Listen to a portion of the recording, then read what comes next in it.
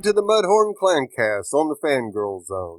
I'm Sith Lord Steve. I knew it! And I am Beskar Dave. And I'm Shawn, Fangirl S. And today we're talking about episode 6 of hopefully season 1 of Obi-Wan Kenobi, titled Part 6, written by Jovi Harold, Andrew Stanton, and Hossein Amini, and directed by Deborah Chow. Alright, initial reactions. Dave? Wow. Somewhere in my ripped up notes is rating for this. I can't find it. But you know what? I really liked it. To me, I had a real sentimental feel for something that's so Star Wars. Even though some of it had violent scenes, not for the faint at heart. But I really liked it. I'm glad they went out on a high note. I had a lot of problems in some of the plot holes, and there's some weird writing in this one too. Like, we had this rousing discussion at Wonderland Comics about why Reva went to the planet Tatooine in the first place. Like, why? But I'm sure we'll get to that. Shawn? I liked it. I felt like there were still stories that could come out of this, so I was hoping that we might get something else, even if it's kind of like how Mandalorian did Book of Boba Fett. Like, oh, we can talk about this, and I'm still holding out hope. I'm not sure how I feel, though, about the whole Reva storyline, how it finally ended, because it was just a little, I don't want to say confusing, but it's like, okay, that was a long walk. You know what I mean? It's like, not sure about that one, but overall I liked it. And then, of course, that moment that everybody was like, ah, because everybody knows what I'm talking about. Everybody's pointing at the screen and yelling. Of course. And I'm wondering, which, of course, when we get there, I will ask the question, a big question that I'm not sure if I heard correctly, so I will have to see if you guys heard the same thing I did. Okay. And so, yeah, I'm definitely giving it a thumbs up, though. Oh, yeah, this was an amazing episode. The only thing I didn't really appreciate was the cutting back and forth between Reva and the battle with Obi and Darth. That needed to be its own unique scene without cutting to another scene. You can blame Deborah Chow. You think they were trying to show, like, the parallels with it? Probably, yeah. Obi-Wan finally finds the magic again, and Reva finds that she can't. So, but yeah, this was a great way to finish the episode, and Shawn, I'm with you. I want more. I think both actors are wanting more, and crew is kind of going, well, I don't know. I mean, like I said, they could give us other stories, like, who the heck are all these Inquisitors? I mean, we just got them in the cartoons. Right. And then they're kind of thrown in here. Like, why were they started? Who are they? Where did they come from? Because if they're supposed to be all Sith, I thought there's only supposed to ever be 2. Right. So explain to me. Give me canon. Isn't that a Darth Vader thing? Or didn't he create the Inquisitors? Yes. I don't know. That's what I want to know. Yeah, I believe it was. Hunt down Jedi. So, episode 6, Obi-Wan is drawn into a confrontation with Vader as Luke's fate hangs in the balance. Yeah, understatement, thanks. This episode opens on Tatooine in a line seemingly for water. A very rude man cuts another customer, which I think that was the guy who Obi-Wan was working for early on in the series. Okay, that's what I thought. And then he gets told off by a mysterious figure in a cloak. It's Reva. It's the disgraced third sister, and briefly, the Grand Inquisitor. I love how the guy's like, oh crap, okay, never mind, it's cool. Yeah. She walks up to the merchant and tells her what she's after. I'm looking for a farmer named Owen. She was so dramatic. Yeah. Like, okay, bring it down a notch. And how did she get there so fast? Yeah, exactly. I mean, there was no ship left on that planet. Not that I was. Maybe her ship was still out there? Yeah, I guess it could have been. I mean, Darth didn't bother to destroy it before he left. Yeah, they really do have to punch up some of their writing. Yep. Yeah, that made me wonder what happened too. It's like, oh, she's dead. We'll just leave her ship. You know, is that what happened? I don't know. It's one of the things we argue about revenge. You know, like the Inquisitor said, revenge is a great motivator for healing. So, she's looking for her revenge for some reason. Well, the threat alluded at the end of the last episode is now made explicitly clear. If she can't kill Vader, she's going to go after his kid. I still think that's a bit of a jump for her just to assume. Right. Because all she heard was about the child and he'll find them. Or find him. Yeah, he'll protect him, so. So, for all we know, it was just another Jedi youngling, or Force sensitive that they were trying to hide. It's like, how'd you take the jump that that's his kid? I don't think she did. That was our big argument yesterday in the comic book store. She shouldn't have known. She couldn't have known. No. So why'd she go to the planet? Why'd she want to kill Luke and then stumble? Okay, I'm gonna vent this now. Then stumble with the boy and say, I failed him. You failed him? Meaning the younglings. So you were gonna fix it by killing Luke? I don't know. That's what I was wondering, because I swear I thought she said him, and I had to kind of rewind it. It's like, I failed him. What? It's like, oh, them? It's like, which one did she actually say? Because I did not put subtitles on. No, it was them. Pretty sure it was them. Yeah, I had subtitles. I always do subtitles. Because that's why I was like, am I hearing her say, I failed him? No, I'm pretty sure it was them. And then was she, I know we're jumping way ahead, was she seeing herself? Yes. Okay. That's why I'm like, what? What's happening? Okay. I just wanted to make sure I wasn't a little cuckoo for Cocoa Puffs there. And I don't think she has a mechanical stomach either. No. Everyone goes, well, that's why they get around so quick. They all have mechanical parts. I'm like, yeah, if you have a mechanical part, you don't touch it. In the earlier episodes going out, because you got an owie there from an ancient wound, your mechanical part just ticks away. Tick, tick. It's only broken. Self-repairing. It's programmable matter. Yeah. Wait, isn't that a whole nother show? Meanwhile, Vader's Star Destroyer is chasing the band of proto-rebels as they try to escape. Broken says some encouraging words about diverting the shield to the back of the ship and that they'll make it to a nearby planet, but Obi-Wan's like, but will we? We're not going to make it, are we? And he's like, well, we might. It's like, yeah, okay. Wish in one hand. So he concocts a plan and he'll make a getaway which will divert Vader's attention and allow for the soon-to-be rebels to escape. Obi-Wan meets with Leia, who is using Lola to calm some of the other passengers, which I thought was really sweet. They're scared, she says, and it keeps their mind off it. And I love Obi-Wan's like, oh, maybe I could use Lola. On Tatooine, the shopkeeper from the first scene visits Owen Lars and Luke, who happen to be in a shop. Now, I feel like he kind of stumbled upon them. Yeah. It was like, oh, because all of a sudden he's like, Owen, there's something you need to know. Yeah, thanks for being in a hurry to come tell me what's what, dude.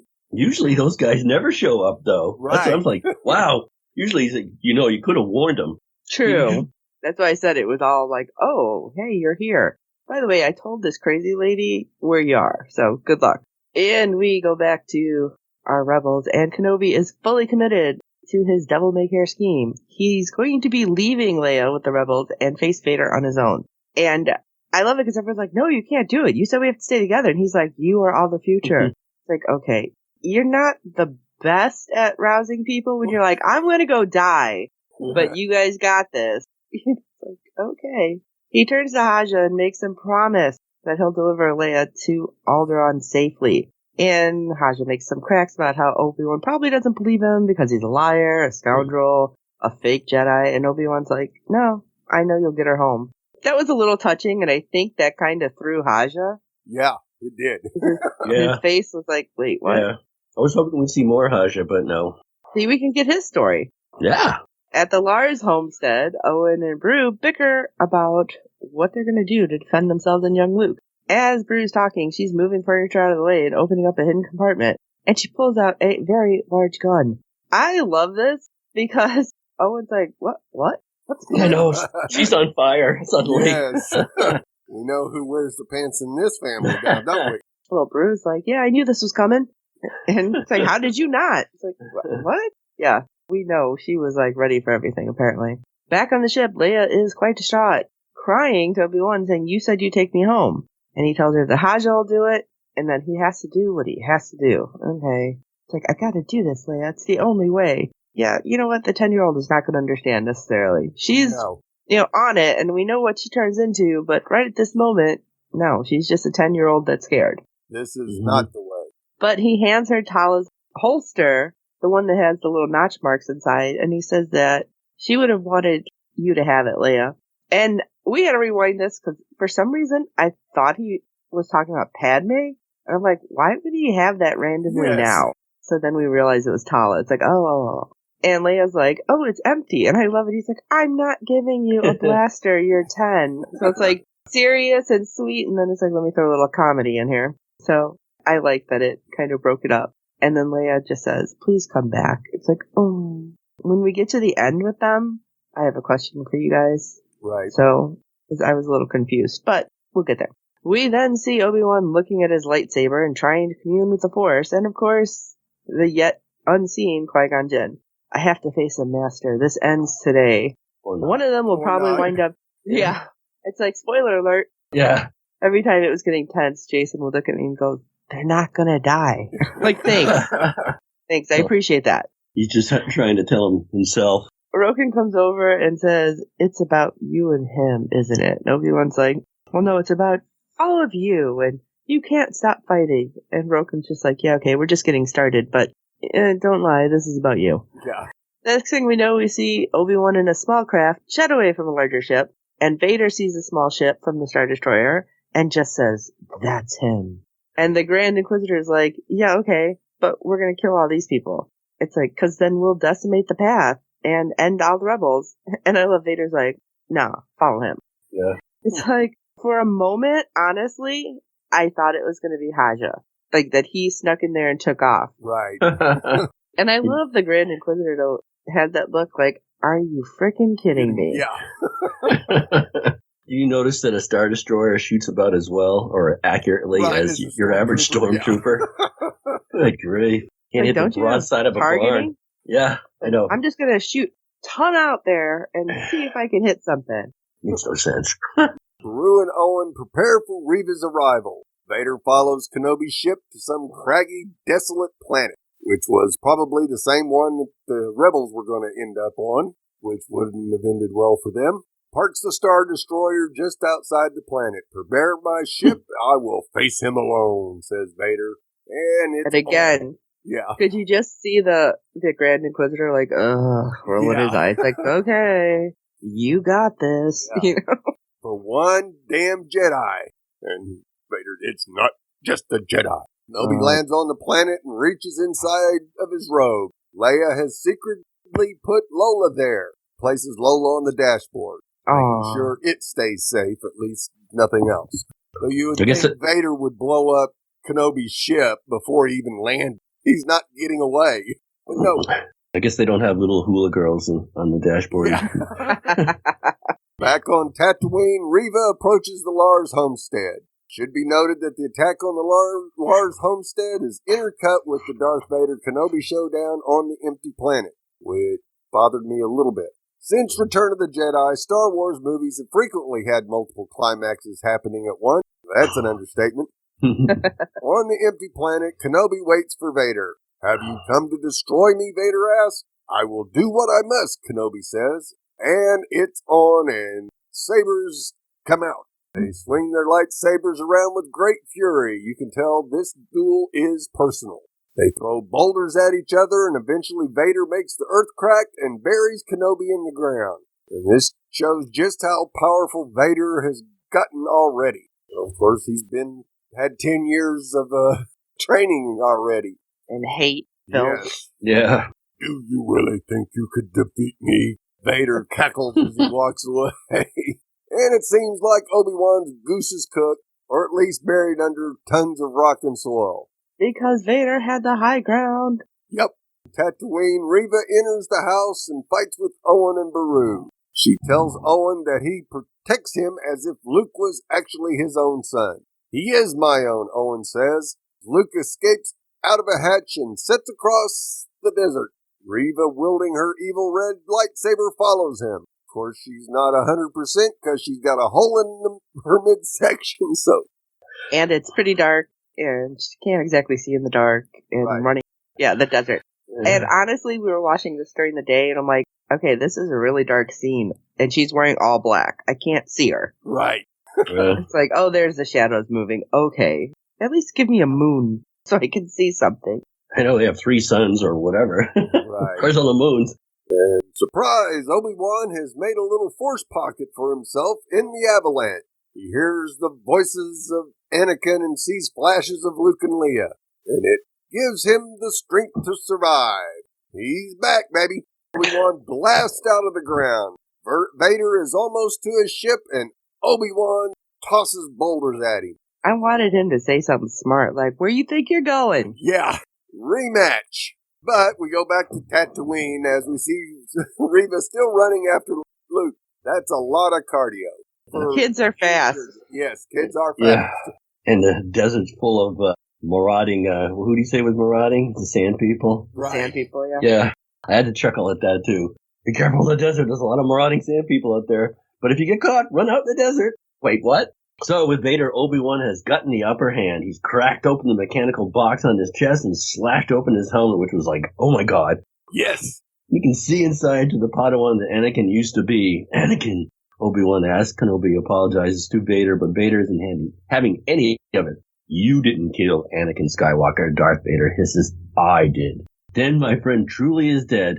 Goodbye now, to Darth. I have a question with this moment, though, because this is something that Jason and I were discussing. Do you think that Vader said that to give Obi-Wan, like, leave to kill him? Like, he was asking him to do it without asking him to do it? No, I didn't get that. We were thinking that it's like he knew Obi-Wan was feeling guilty this whole time. Right. But this whole time, Anakin knew it wasn't anyone's fault but his own. And so he's been living with hate and guilt and everything as Vader. And then this moment, it's like, if you kill me, it's over kind of thing.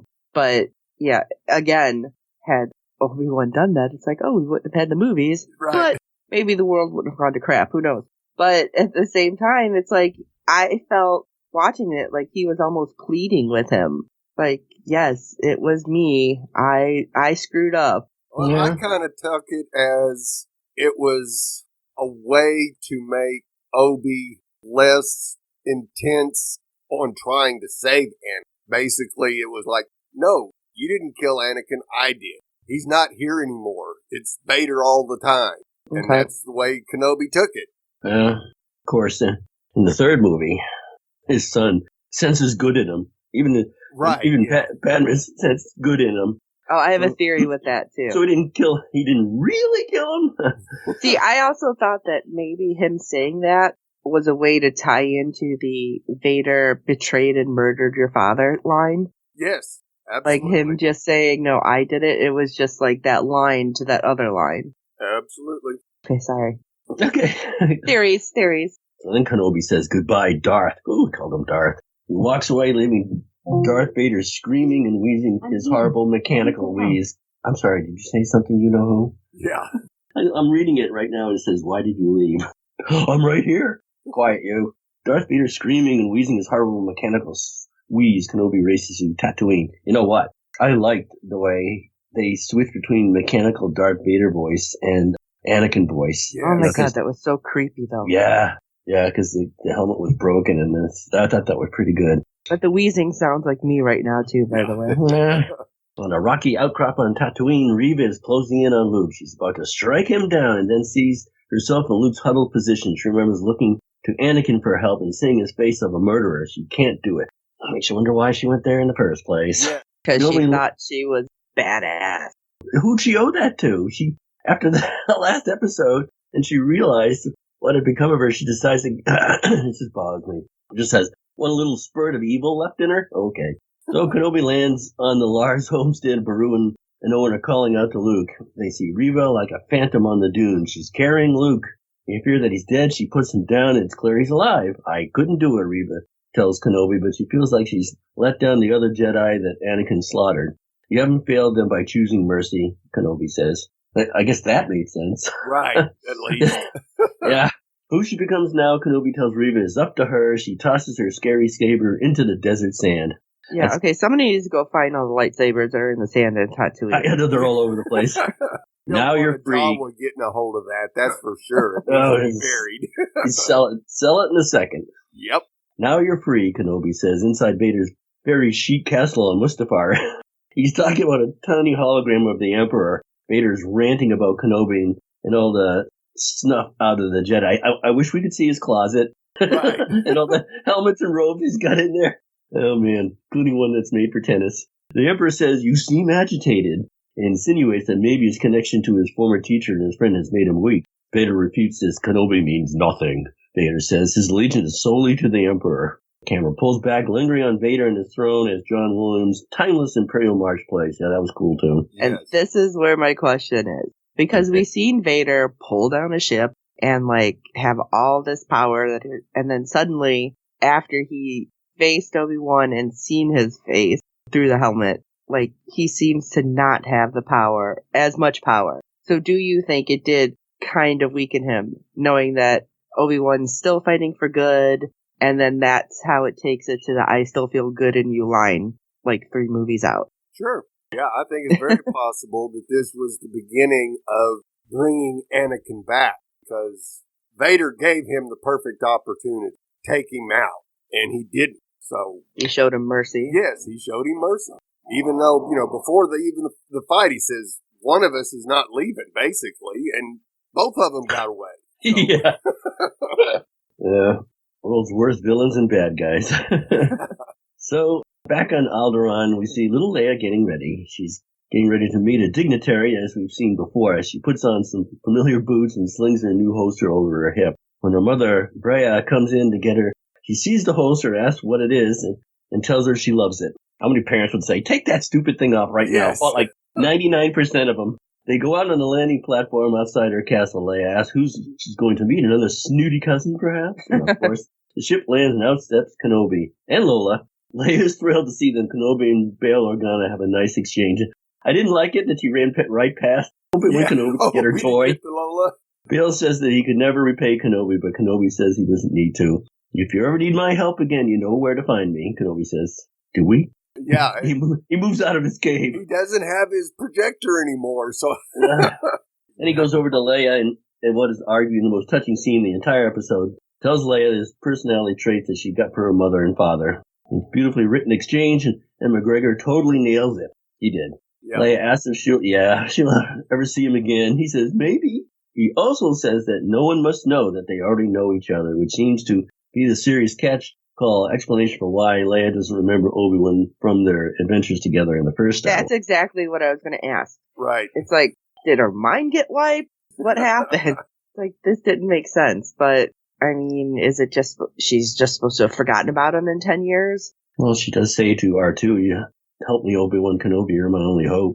Right. Yeah, but she's like, yeah, you helped my father in the Clone Wars. It's like, he helped you! Yeah. That's why I was confused. Yeah, it is confusing. They really do need to punch up the writing a little bit. Some of these inconsistencies are just mind-boggling. Basically follows what Kenobi tells her is, she asks for his help, but uses her father as the way, the connection, not her. Because, if she had said, we were together against the Inquisitors. Well, if that had gotten into Vader's hands, then look out. You helped me back in the day. Yeah, okay. He doesn't trust her with a blaster, but he does trust her with the galaxy's biggest secret. Yes. Just give the kid a blaster, please. I'm begging you. So Layla puts Lola in her holster, and it's a perfect fit. Of course. I think I'm going to crack and get one of those things. Lola or a holster? Lola. We then see Obi-Wan cleaning out his cave on Tatooine so no one can find him. He sees the toy that he tried to give Luke earlier in the mini-series. He leaves the cave behind and travels to the Lars homestead. What's in that giant box? I forgot. Didn't he even look in that box before? I thought that was the moisture thing or the generator. Dehumidifier? Yeah, I don't think you need one of those in there necessarily, but... Yeah.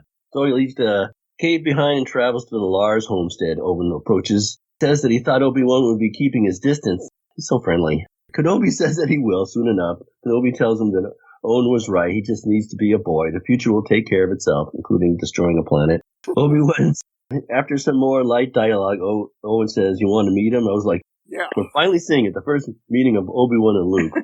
Brings the toy over and utters the only phrase that could have been appropriate in that moment. Hello there. That's the question I have. Yeah. Because I rewound that moment several times.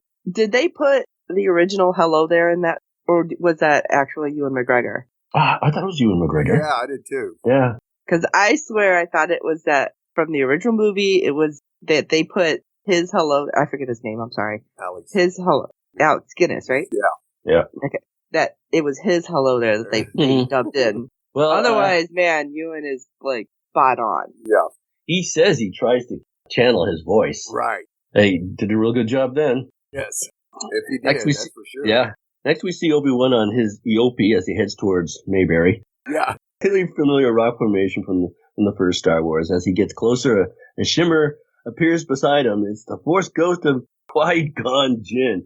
There's lots of Jinns on TV shows we watch. Yes. Finally. Took you long enough, Obi-Wan quips. He tells Obi-Wan that he's been there the whole time. It's just that he wasn't able to see him yet. Come on, Qui-Gon says. We got a long way to go. And together they walk towards the rock formation. I did not know that he was going to be on it. Right. So I'm surprised that was kept under wraps so well. Well, we were all hoping for it, though, right? Yes. Oh, yeah, but I'm Everybody still was surprised. Yeah, If kind we- of like in, what was it, the Marvel, when, what's his name, popped up on screen for Matt Murdock. It was like, wait, what? Yeah. So it's like, how did you guys keep this quiet? This is huge. So kudos to them because, there's always something that gets leaked somewhere. And it's like, I was hoping we'd see something, but I thought it was going to be just like from behind where you didn't see his face. So it wasn't actually him. Right.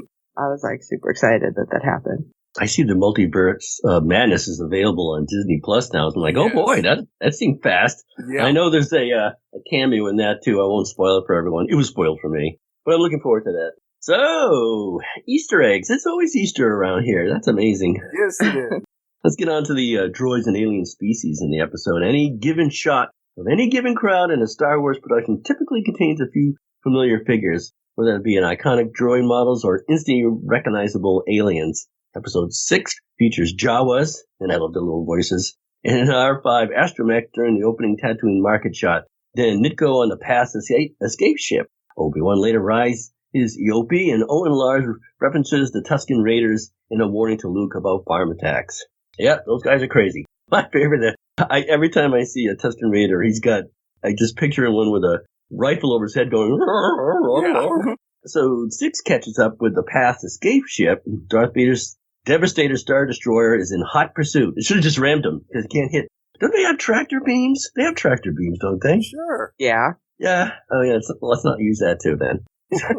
As a homage to the iconic opening scene of A New Hope, the hulking mass of Vader's imposing ship gradually crawls into frame and firing upon its fleeting target. Yep, that was totally cool. Yep. Princess Leia's holster. While both characters are still aboard the past escape ship, Obi-Wan gifts Leia see, it's not only Easter, it's Christmas.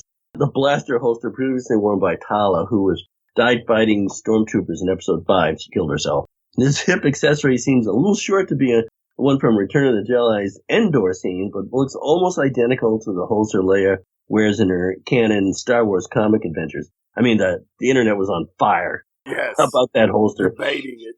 Oh my. Since adult Leia sports the holster around her leg as opposed to Vivian Lyra Blair's Leia, who wraps it around her waist, it's possible they're the very same item. If not, the similarity is a clever Obi-Wan Kenobi Easter egg. I tend to believe I'm thinking it. not. I don't think 10-year-old Leah's waist will match 10-year-old Leah's thigh. No. Maybe she got a belt extension. Right. Yeah. Had it modified. See, don't get me started on thinking about 20-year-old Leia thighs. Yeah. Okay. Luke Skywalker repeats the famous Empire Strikes Back line when Uncle Owen and Badass Beru, that's for sure, learn Reva is hunting down Luke Skywalker. They lock the youngster away in a moisture farm storage room. Defiantly, Luke tells his son, "I'm not afraid." The line perfectly echoes The Empire Strikes Back, where Luke shows exactly the same defiance to Yoda when discussing the dark side on Dagobah. Sadly, Beru doesn't reply with, "You will be." That would have been awkward. Yes. Owen's like, "What? What happened to your voice?" So Darth Vader must face him alone, tempted into a direct confrontation against Obi-Wan Kenobi. Darth Vader instructs, he always has to win, right? Yep. He always has to win. Darth Vader instructs the Grand Inquisitor and fellow Imperials, "Prepare my ship. I will face him alone." I've done a better voice than that. Similar to Luke's Star Wars original trilogy callback, this particular Vader line echoes A New Hope. Gunning for Kenobi ahead of the fateful Death Star battle, the villain's original quote was, "Escape is not his plan. I must face him alone." Yep. Saving So the he can talk some smack and nobody can know what he's saying? Is that what it is? Yeah. Saving the scriptwriters even more work, Darth Vader teasingly asks his former master has come to destroy him. Kenobi duly replies with, "I'll do what I must." And their showdown begins. This oral snippet is inspired by Star Wars Episode 3, Revenge of the Sith, spoken by Obi-Wan Kenobi immediately ahead of his Mustafar duel against the newly crowned Darth Vader. Unlike Luke and Vader's verbal attacks, Obi-Wan repeats his decades-old line intentionally as a brutal burn, subtly reminding Anakin of the outcome last time they went one-on-one. Brutal burn. Before Episode 6 duel begins properly, the Jedi adopt their famous stances. And Obi-Wan in his famous overhand Sorsu lightsaber pose, as seen in both Star Wars prequel movies and the Clone Wars. And of course we hear Anakin's prequel quotes. Trapped beneath a pile of moon rubble by Darth Vader, Obi-Wan begins flashing back to key Anakin moments from his past. The Jedi hears, "This is the end for you, my master. Admit it, you are beaten. I see through the lies of the Jedi, and I do not fear the dark side." That was a bad choice. Yeah. These lines all derive from Episode 3, Revenge of the Sith, Mustafar Battle. And hey, we get to see a little rock lifting. In the final moments of 2018 Star Wars The Last Jedi, Rey mocks the stereotypical belief that the Force is just lifting rocks by lifting a bunch of rocks and saving the day. Almost as a retort to that scene, Obi-Wan Kenobi defeats Darth Vader by lifting a whole mass of rocks into the air and hurling them at the angsty-ridden Sith Lord Anakin. I love how he was standing there with his arms wide open, like, yeah. It's like he just needed that little choir behind him at that point. Yeah, they do a few Christ-like type of stances. I always make me a little like, people aren't going to like that, or will love it, who knows. But they do it. Almost certainly unintentional, the parallel draws a fun link between Obi-Wan and Rey. Well, back to when Obi-Wan tells Luke that Vader killed his father. Oh, I kind of talked about this earlier. Star Wars never properly explains why Alec Guinness, as Ben Kenobi, told young Luke Skywalker that his father was betrayed and murdered by Darth Vader. But this Easter egg helpfully plugs the gap. That's what, I really think that's what the whole thing was. So just for that. You can just think that. It's like, okay, this is in my head now forever. After their duel on the annoyingly dark, uninhabited moon, yeah, like I said, can I get some light somewhere? Obi-Wan expresses his regret regarding Anakin's turn to the dark side. But almost as if to assuage his former master's guilt, Vader admits that it was he who truly killed Anakin Skywalker. Though still technically Anakin's words add some legitimacy behind Obi-Wan's white lie to Luke. I think that's the whole point. Yep. Obi-Wan explaining a weird plot hole. Well, there's a lot of those, but A New Hope features an odd script quirk where Obi-Wan calls Darth Vader Darth as if for the first time. This makes little sense as Darth is a common title, to every Sith worth their salt. Maul, Sidious, Bane, and you might have heard the tragedy of Darth Plagueis the Wise. In the helpful Obi-Wan Easter eggs, Ewan McGregor drops exactly the same Darth line after winning his battle against Vader in Part 6. The moment tactfully confirms Kenobi's A New Hope line was always intended as an insult, a means of pointing out just how far Anakin fell by emphasizing his Sith Lord title instead of his Jedi Knight that he was once.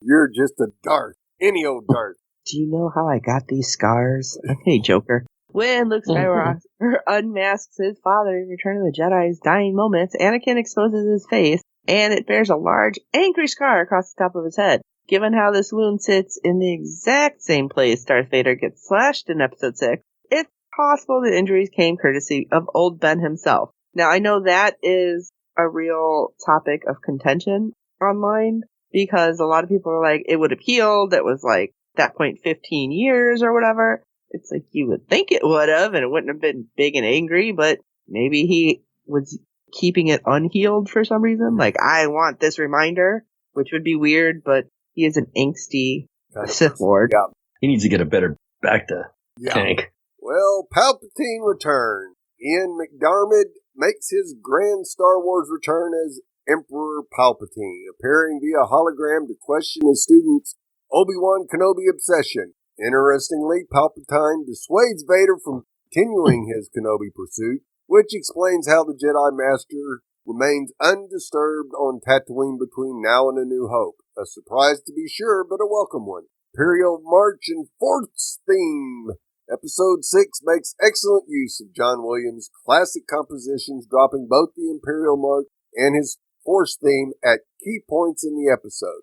The Imperial March begins shortly after Vader gets off the phone with Palpatine, emphasizing his commitment of faith to the dark side. Versions of the Force theme can then be heard during Leia and Obi-Wan's touching farewell and the episode's closing shot. It's so familiar, I expected. Like, you have to expect it. You have to. If it wasn't there, it'd be like, hey, something wrong. Well, we get to see Obi's final outfit sets up his comic adventure. After a tough 6 episodes of relearning the Force, babysitting children, and getting set on fire, Obi-Wan Kenobi returns to his Tatooine cave for a sorely needed change of outfit.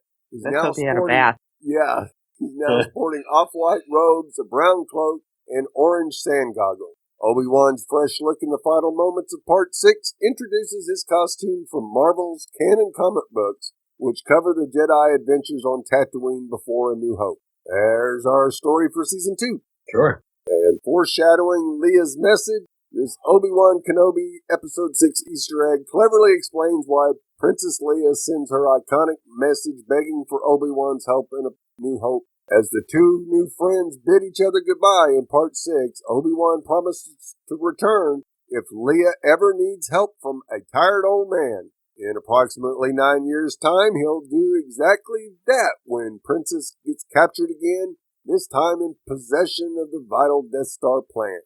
And that was cool. Yes. And he said it. He finally said the line. After 6 entire episodes of teasing the meme, Obi-Wan Kenobi joyously bows out with a very well-earned hello there. Did you guys do it too? Because like as soon as it was said, though, Jason and I were like, "Oh, he did it!" Ian McGregor's Obi-Wan Kenobi has spent an entire season trying to commune with his deceased Jedi Master Qui-Gon Jinn, but lacked the set of skills required. Well, he didn't lack them, he just hadn't remastered them yet. Yeah. The long-haired warrior perished in a battle against Darth Maul, but Yoda teased away Obi-Wan could reconnect with his mentor via a Force ghost. Then finally behold Qui-Gon Jinn's spectral form in Episode 6. The character is once again portrayed by Liam Neeson, and Qui-Gon's ghost is remarkably upbeat considering the young boy he demanded the Jedi Order accept is currently ripping apart the galaxy as Darth Vader. He doesn't want to talk about that. No. Time to move Go on. past that part. Go past that part. Don't ever come back. Yeah. I'm looking back. I wanted to add something from the tired old man. Oh, I had seen on the internet, let's see, Alec Guinness was 63 when you were portrayed that role. Right. And, Ewan McGregor is 51 now. So actually, it's pretty close in the timeline. Right. Where he ages to that point because everyone's like, why is Obi-Wan Kenobi so old? Maybe Alec Guinness. I'm glad I didn't look like that when I was 63. Anyway. You're not living in a desert planet with 2 suns beating down on you. It takes a toll. Guess. Didn't they show 3 suns? It's supposed to be 2. I always understood 2, but didn't they show 3 suns setting when they went back to the moisture farm at one point? I thought they did. I thought it was like just a reflection on the camera or something. But still, a lens flare. That's rough property. Right, rough. And we don't know. Maybe their days and years are longer, so it took a lot out of them. Yeah. Okay. So ratings. Who's got a rating? Shawn. Got a rating? I have to give it 4 out of 5 lost lightsabers in the desert. Okay. Because I did like it.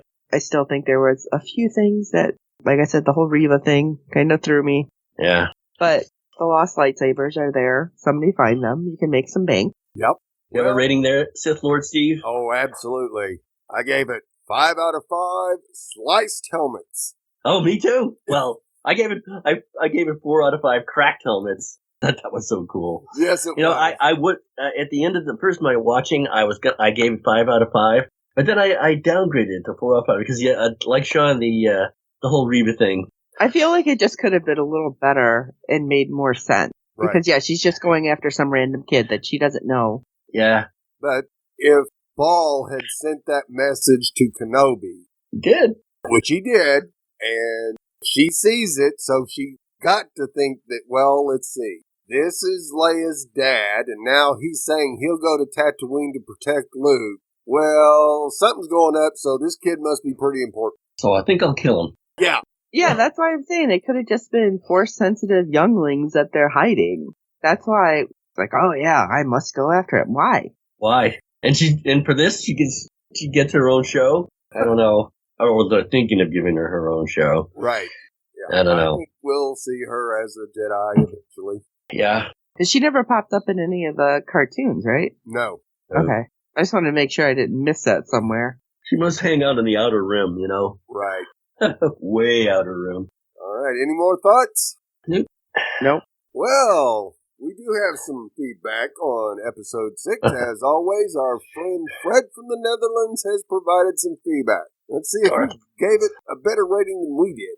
Hello, Steve, Dave, and Shawn, and all listeners to the Fangirl Zone. This is Fred from the Netherlands with some feedback for Obi-Wan Kenobi Season 1, Episode 6, the Season 1 finale. What are the chances of a Season 2? I think that's a fair question, because though the show was set records for Disney Plus for the most watched premiere ever, it always have been billed as a limited series. And there has no, as far as I could find on the internet, official confirmation. On the other hand, there is still time in the Star Wars timeline to put an extra season in. Nevertheless, I think that if you look at the end of this season, it could be a wrap-up. And the open ends are very limited in the sense of you really need a second season. It easily could connect to the rest of Star Wars canon, I think.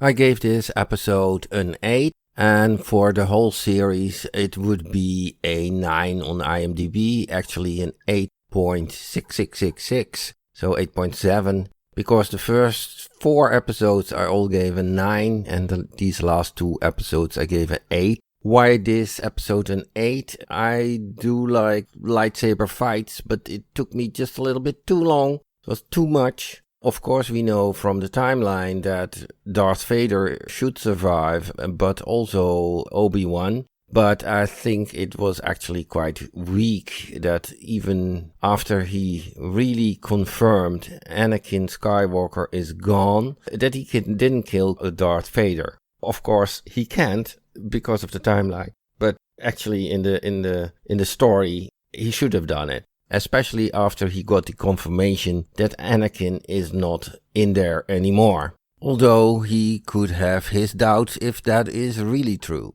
But perhaps that's just the limitations of having to fit into the canon. Okay, that will be all for this season of Obi-Wan Kenobi, or perhaps for the series. Thank you very much for your podcast, and thank you very much for this ride. Greetings, all the best, Fred from the Netherlands. Thank you, Fred. Yeah, Trevor might be interested to know that on IMDb it rated a total of 8.5 out of 10, which is the same as the previous episode, too. So, yeah, they thought pretty much good rating. You know, as I said on our last podcast, fans are pretty forgiving. Love the property. Oh, yeah. Love the stars and actors and everything. They need to tighten up their writing a little bit, but Fred's a pretty giving guy, too, apparently. Thinks the same way we do.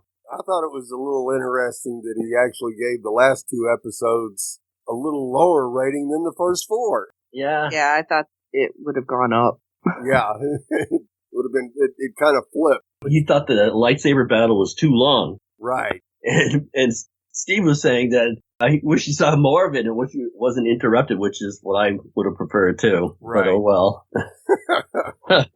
Give me more lightsaber battles.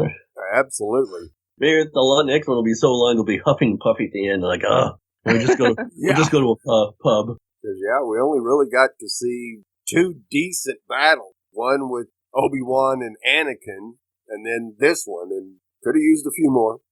Yeah. Yeah, I don't think we would have complained. No. Well, we wouldn't have, but apparently Fred's like, nah, give me story. And we're like, fight, fight, fight. Yeah. Well, Fred, we appreciate your feedback all season long. And here's hoping that we do get a season 2 and we get to hear from you again. Thanks, Fred. Thanks, Fred. We'd love to hear your thoughts on each and every episode this season. Our deadline for feedback is 6 p.m. Eastern every Friday during the season. You can send your feedback via email or audio to contact us at fangirlzone.com. Please review and rate us on iTunes and any other platform you use for your podcast with good ratings and reviews. It helps other fans of the show find us, as there are plenty of other Star Wars podcasts out there. Tell your friends, and I hope you're enjoying our podcast. Don't forget to check out the other great Fangirl Zone podcasts. You can check everything out over at www.fangirlzone.com, where you can find our contacts page and all the ways to get a hold of us, plus all of our podcasts. And even though the season is over, We will happily answer you if you do still send us something in. We will discuss and answer because we still want to know everybody's thoughts on everything that's going on. So, for this episode of the Mudhorn Clancast, this is Sith Lord Steve. Someday, if you ever need help from a tired old man. This is Shawn Fangirl S, and I'm going to take my holster and fill it with robots. And this is Beskar Dave. I use a holster, too. I use it to hold my spear.